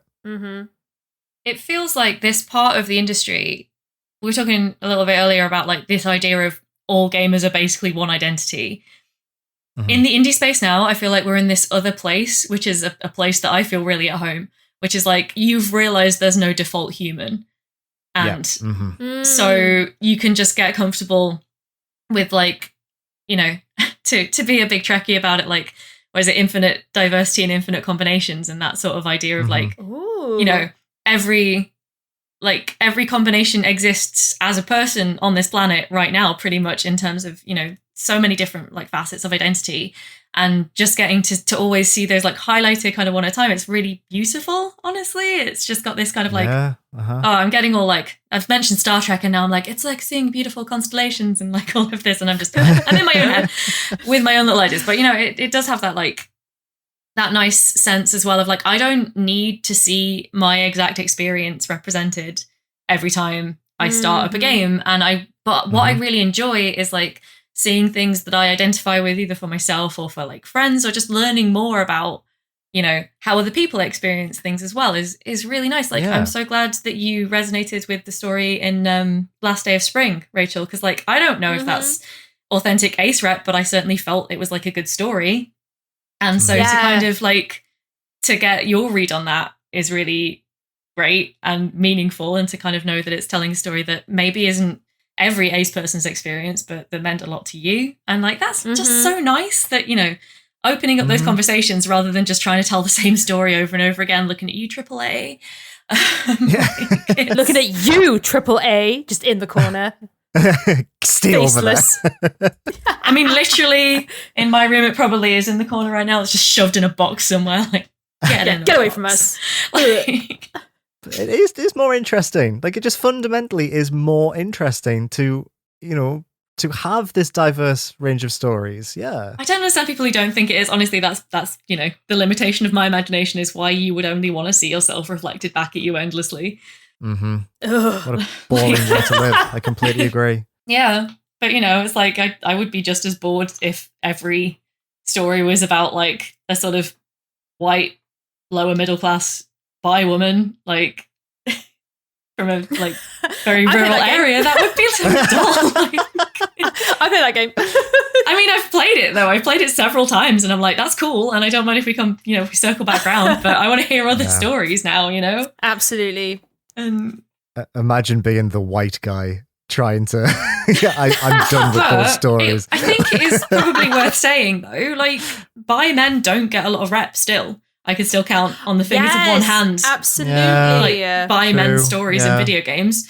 Like, I feel like, as the bi woman of the group, I'm probably the most well served by like just representations of me. But we've just said there's been quite a lot of ace narratives coming out, in the past few years as well, and that's kind of catching up. But still waiting for bi men to really get their moment. Like, I think this is one of the reasons why I still, whenever it comes up, I'm like, play Life is Strange 2. Oh my god, it's like the one game with true. with like a bi male lead okay. where it actually kind of means something in the story.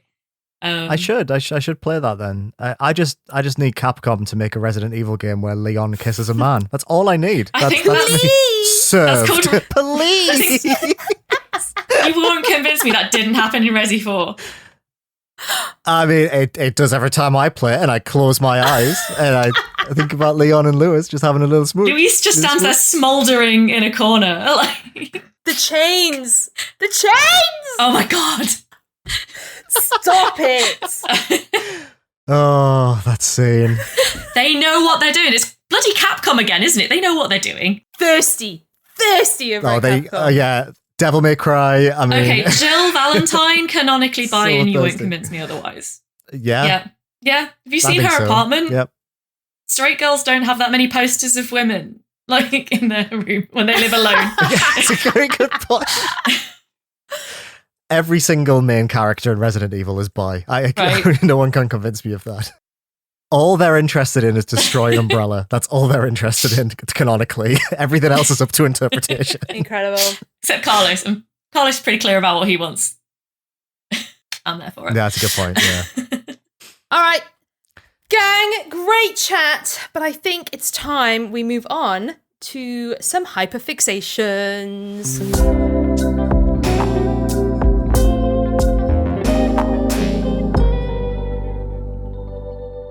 Hyperfixation time! Who's going first? Yeah. Oh my I God. like that. Is that the new theme? Just two Pay claps. attention. Who's going?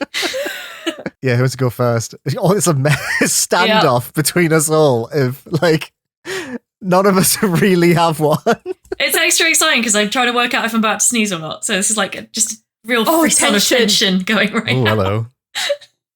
Sneeze or hyperfixation? I'll go first. Go for it. I'll rip the plaster off. So what I like about how I present myself in this podcast is that I flit between a 13-year-old boy and a 96-year-old man. And this week for my hyperfixation, I am a 96-year-old man because my hyperfixation is building my own internet. So a few months ago, I came off Twitter and my life has improved massively. In fact, I've reduced my social media time to like maybe half an hour a day at most. My phone time in general, actually. My phone is in black and white. I've spoken about this. I barely go on TikTok. I just go on TikTok every day to find one unhinged video to send to Ed, because that's just the relationship we have now. But there has been a gap in my life that I've been looking to fill in terms of like using the internet in a meaningful way. So I mentioned on this podcast a few months ago, I started a blog. That's been a really fun project for me. I've really enjoyed that. You can check that out at 7out10.co.uk if you're interested. But one thing I've started to do recently is I've been getting really into RSS feeds and compiling them through a reader, like we used to do in the 90s. So one thing I've replaced Twitter with is paying for blogs and reading newsletters. And this week, or last week actually, I've gotten really into using a application called Feeder. There's a lot of other applications out there, and just putting RSS feeds into them and sort of using it as a timeline of articles, and just consuming them like I would a social media website. So I have this list of like articles that are published on games websites and cool blogs and newsletters, and they're just all pumped into this one feed, and I have it on my phone. And it means that when I'm looking at my phone, I'm not looking at a tweet that is going to make me really angry. I'm looking at like a cool post that I can read, and it just feels like a more interesting use of my time. I would like to give you a blog to follow because I found it this week and I'm absolutely obsessed with it. It's called McMansion Hell, and the author just finds these like horrific McMansions and just rips them to shit. And they post photographs, like they're on sale, and they post photographs and just like put a bunch of captions on it, and it's such a fun read. And it's just made me realize, like, yeah, this is what the internet used to be. It used to be niche, fun blogs, and that's how you would use the internet. And honestly, I would really, really recommend it. Also, website Thinky Games is a very nice niche publication. Now, that might sound like I'm sucking up to my co-host because Rachel has been writing for them. But to be fair, external of Rachel working for them, it's very nice reading like a boutique-focused games publication, because you just don't really see them on the internet anymore. So, yeah, would recommend those two things. That's lovely. Yeah, I do want to very quickly chat about Thinky Games. Like, they brought me on as like an editor, and my knowledge of indie games is whatever. I work with Joe and Corey, who are so like into the puzzle gaming scene, like the niche puzzle gaming stuff, that it just blows me away every single game they find. Or like Joe does this like monthly roundup of free games and just interesting puzzle games, and I have not heard of hardly any of them, and they all look amazing. It's just really cool working with people who absolutely know their shit, and like it's just really gratifying in that way. So yeah, if you're into puzzle games, like I write for there, but also there's some like really good shit as well. Like if you love really like intricate puzzle games, or you're really into soccer band games, or different genres, like this is the place to go if you want to find your people. They have a Discord as well. There's also a puzzle game Discord, which I'm sure some of you might be aware of. But like, yeah, like I love working for Thinky. Like these people are so interesting. Like shout out to Joe and Corey. Joe listens occasionally. So Joe, if you're listening, hey Joe, you're great. Hi Joe. Buy 4 bottles of milk, Joe. Oh, but yeah, love Thinky. That's very sweet of you, Liam. That's a great Thanks. website. Is it too late to have a milkshake when we're done recording? Nope. Absolutely not. It's like 10 at night. Yeah, well, I mean, those lies about not eating cheese and milk before bed, lies, absolute lies. You can do what you want. I've heard people be like, "Oh yeah, I have amazing dreams if I eat dairy before bed." I'm like, I wish that I could guarantee that with food. Like that would be best of both worlds. I would shit the bed. That's why I can't have a milkshake before bed. Is I would have a different kind of nightmare. Oh well, my wife would have a different kind of nightmare. My thoughts go out to friend of the podcast Yoli under those circumstances. I just remembered something really cursed. I have to say this on the podcast. Okay, go on. Oh my god, please do. It came to light that my therapist listened to an episode of the podcast, which was really sweet of, I guess, friend of the podcast, my therapist. But she was talking about it, and because I can't take a compliment, I was doing my usual thing of like, oh yeah, it's like really silly thing, and I'm always talking about stuff, and I talked about shitting myself, and Rachel cut it out, and that was the episode she listened to, and she went, yeah, I remember a bit in that podcast about how you mentioned that, Rachel had cut that out. And there was just something about my therapist acknowledging me telling a story about shitting myself on a podcast that just like broke me. But yeah, there's so many layers to that. I know, it's so dense, right? But there's just something so cursed about my therapist has listened to this podcast. Wow. Oh, anyway, sorry. Please, someone else do the hyperfixation. Rebecca, go quick. Oh my god. Well, you're gonna talk about a person just falling to pieces. Yeah. I'm having a few weeks of it. So we've talked already about how I'm moving house. Also alluded at the top of the pod to like something happening, which I realised might be quite alarming. So for the benefit of the uninformed, I'm not going to go into too much detail, but the company I work for, that we all used to work for, but that I still work for, got acquired last week. And it's been a bit of a drama, and I'm not going to say more for reasons that I'm not allowed to say more. But yeah, needless to say, it has been stressful. There is a lot going on in my life right now, so I am leaning on my comforts a lot at the moment. Makes sense. I am playing a lot of Sims. I am listening to Life is Strange Steph's story in audiobook form for about the third time. I am generally trying to make my downtime as stress-free as humanly possible without too much consideration for whether I'm being like productive and trying new things and the sort of thing that I usually try and do when I have some free time.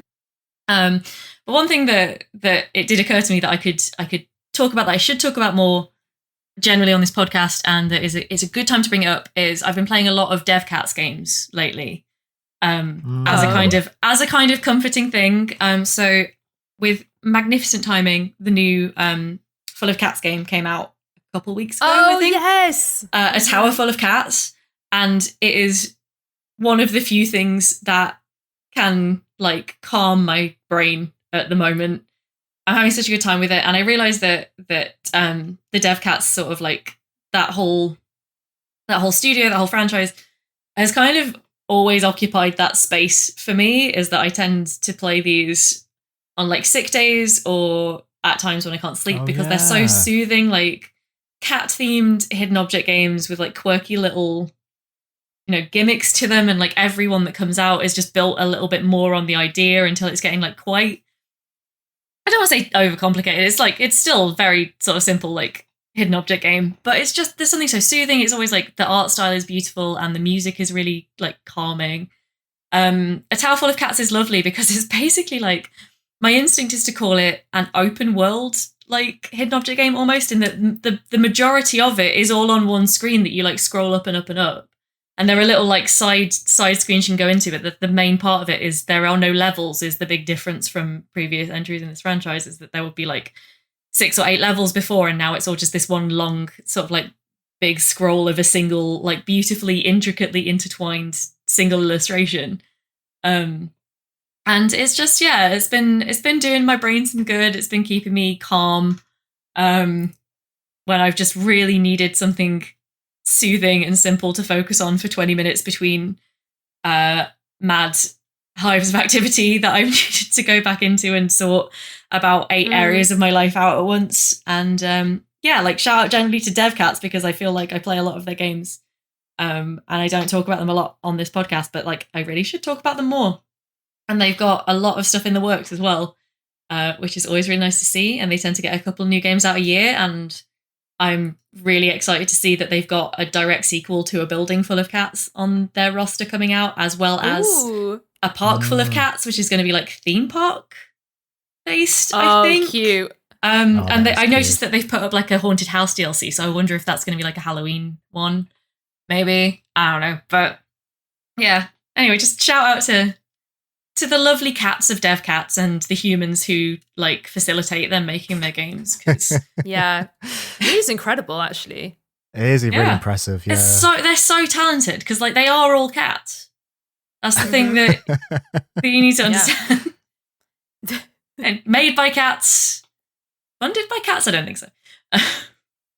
Bought by cats. We spoke in a very early episode of this podcast about what success means for indie games, and they are a really good example of like what untraditional success looks like. Not only are they cats, but also like they do their thing and they do it really well, and clearly it's working for them and they can sustain that business, and it's brilliant.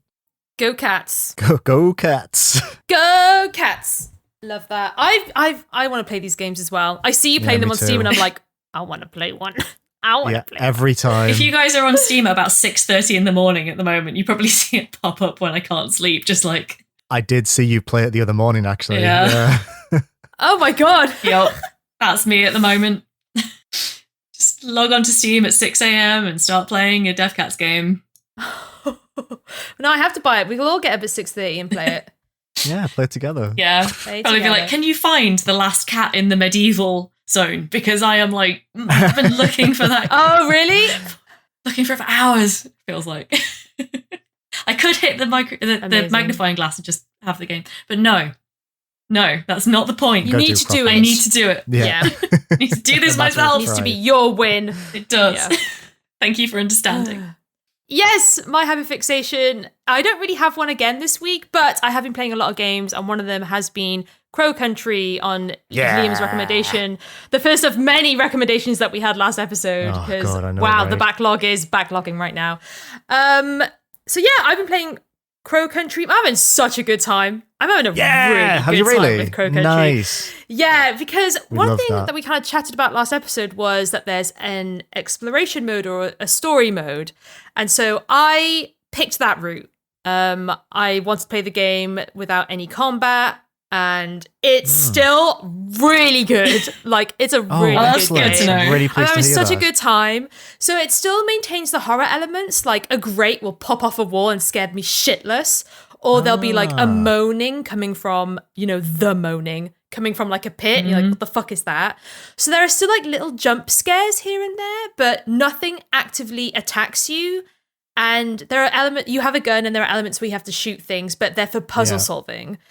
Even elements where there's a timed room, you have to do something or you die, the timer just keeps clocking on. So there's not really even any like timed events. You can just sink into the atmosphere of this very creepy, eerie theme park. And the mystery is so good. SFB, right? Really good mysteries. I swear really to God. Yeah. The Tangle Tower games and like just Detective Grimoire games have some great mysteries. This one is also really good. I just think the way that it drip feeds you information and like it does that horror thing of like something's like implied or something, a detail will be mentioned. You're like, well, why are they mentioning that? Like, there was one that really struck with me, which is quite early on, where it's like, it's someone's describing a humanoid creature, and it's like their clothes don't fit, and you're like, what? Mm-hmm. What the fuck? Why would you say that? Because now I'm thinking all sorts of horrible, grotesque shit, and so I think I am missing the creepiness in terms of like the creatures there. That there are elements of this game which, it's supposed to be played as a survival horror. So there's like, there definitely should be enemies in this room, or this looks like a boss encounter room. And I'm watching a playthrough at the same time as I'm playing and not going past the point I'm playing at. And some of the enemies are so fucking cool that I kind of do wish I was playing normally. But the other thing is, and this just shows my gaming or non-gaming pedigree, I cannot control this character. The tank controls, I cannot. Oh, really? I'm so interesting. shit. I can't do it. It's not, the thing is, it's not letting me, it's not like a bother because the game is good enough.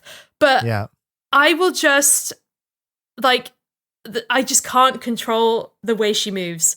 And the aiming and the way that you fire your gun, I'm just like, it's so awkward and alien to me. Obviously, I know it's a callback and it's like, it's doing a lot of things, but I'm just finding it really difficult. So the game does this really subtle thing that when the character backs up, she'll like move her shoulders and arms in a certain way that like looks like she's like backing away from something. But the way that I use it so much, it's like, because the controls are so difficult, like it's just easier for me to move her backwards sometimes than to rotate the camera. And so it just looks like she's just like kind of moonwalking away from a lot of stuff, even though there's like nothing going on. It's really lovely detail, but the way I'm playing it, I'm just like, I'm shuffling backwards. But yeah, this game still hits hard if you're playing on exploration mode. Obviously, there's elements missing, but it's so good. The mystery is so good. The horror elements, even though they're not actively like attacking me or anything, is so great. Like this is a good one. I'm thrilled you like it, and I'm also thrilled that the atmosphere is retained even without the enemies. I'm glad you've mentioned about how it describes things, because it describes the bodies of the monsters as smelling like an infected wound. Oh, and yeah. that like really stuck with me as so visceral. But yeah. Doesn't it? You know what I was thinking after our last episode as well? Something I should have mentioned. I guess I'll mention it now. How good the game sounds. Yes.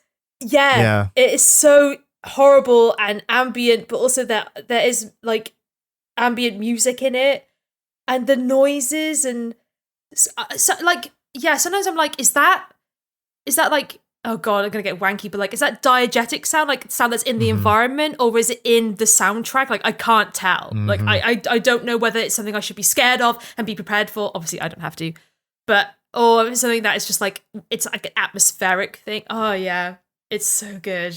What the fuck? I'm so glad you like it. So I know, just good. came out of nowhere, right? Like, good on them. What a fucking game. When they announced this and not a new Detective Grimoire game, I was so upset. I was like, how could they do this? But obviously they're doing both. But you know what? Props to them. Crow Country, absolutely, yeah, it's such a good horror game. Oh, so yeah, if you don't normally play it and just play it on exploration mode, because it still slaps. And you excited for that.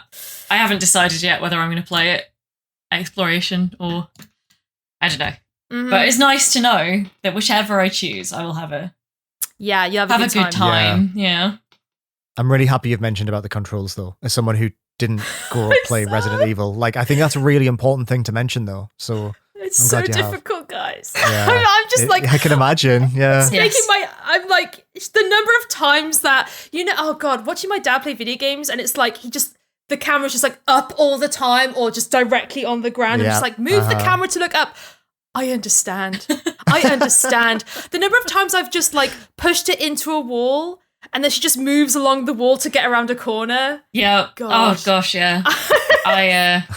You can tell when I got into gaming, because I was just it's not even about that though, because like it's like me playing the Tomb Raider remasters with the tank controls on now, and it's like I grew up on those games. Those were the games that taught me how to control a video game character, and yet still, you know, 25 years later. We solved this, right? That's just the funny thing about it. Like, we solved character movement. It's so funny that sometimes games come out and it's like, yeah, but remember when it was bad? And it's like, I do remember. Give it to me now. Like, we're the broken ones. I'm the broken one. That's like, yes, make it hard to move. I love this. It felt so natural at the time, but going back to it, it does not feel like it's not. Maybe it's just being a lot older, but it just doesn't. No, of course it doesn't anymore. And it's like, oh god.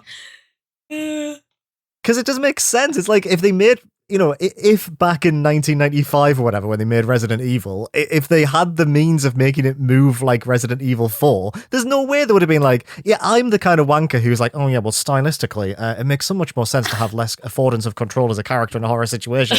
Like, no, Shinji Mikami would have been like, yeah, let's let them move the fucking camera. Yeah. Of course we're going to do that. We're not mad. Like, the fog was there because of draw distance issues. We want you to see the level design. It's all... It's not. Yeah, absolutely. Stylistic choices came out of the limitations, and like they were great, but the limitations have been removed, and it feels weird to reimpose them. Yes, it absolutely does. So yeah. Anyway, I'm glad you're enjoying Crow Country.